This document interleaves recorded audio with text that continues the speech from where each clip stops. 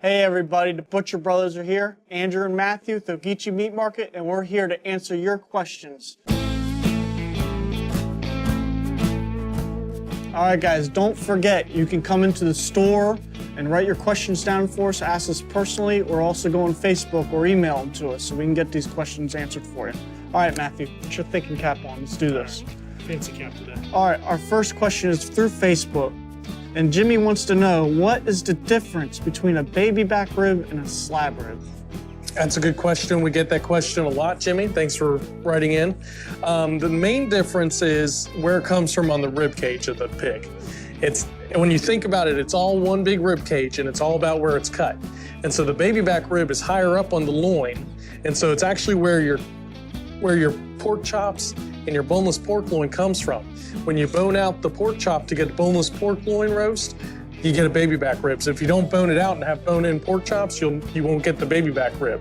And so they're very similar in taste, but they're gonna be different in the fat content. As you get further down into the rib cage, that's where the pork belly is, or your bacon, and it's gonna be fattier than a little higher up on the back of the pig on the baby back area. And so they're gonna cook great. They're both gonna be moist and tender. It's just how you're gonna cook it. You might wanna take a little bit longer with the baby backs, a little lower and slower. The pork ribs can take a little bit more because they have a little more fat content, but they're both excellent ribs. Jimmy, I don't think you're gonna go wrong with either one here. That's true. All right, next question is from John. John from Savannah likes to buy his steaks in bulk, and he likes to vacuum seal them. Thank you, John. Thanks for buying them here. But whenever he freezes them and then thaws them out, they never taste as good. What should he do? Well, there's several things going on here. The first thing is that a frozen steak isn't gonna be as good as a fresh steak. When you freeze it, you have everything working against it. The cells start to break down in the freezing process, and it's just not gonna have the same consistency after it's frozen. And so, consistency. And so you want to make sure that you're watching your duration that you're freezing it for. The longer you freeze it, the more it's going to break down. Also, you want to start with a good quality steak, and you want to make sure that your vacuum packing is good. You want to make sure the seal's tight. You want to make sure that the seal stays. Sometimes you got to watch your quality of your vacuum bags if you're doing it at home. You also need to watch your vacuum machine itself, because sometimes the seal gives way and it doesn't seal properly on those bags. And so you want to be careful about that, and also the handling of the vacuum pack afterwards.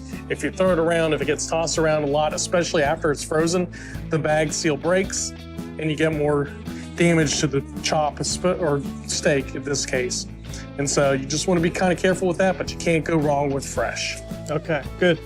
Our last question is from Mary in Pooler. She buys prime ribs all the time, but it never tastes as good as her girlfriend's when she smokes it. So do you have any suggestions or secrets that she can use?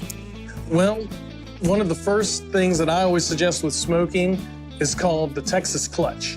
You want to wrap it. That's going to keep the moisture inside. I do that with ribs, with brisket, with chickens. You wrap it, and what happens is after the first couple hours, you're not really going to get any more smoke into the meat because the outside's cooked. It's just not going to permeate through. And so when you wrap it, you're going to keep all that extra moisture in there, and that's going to keep everything moist, tender, flavorful. If you want a bark or a crust on the outside, just open it up about an hour, hour and a half beforehand and kind of work on that crust, and it'll be good to go. Try that out and see if that doesn't help you out there. Okay. All right, guys, that's all our questions. We are the Butcher Brothers.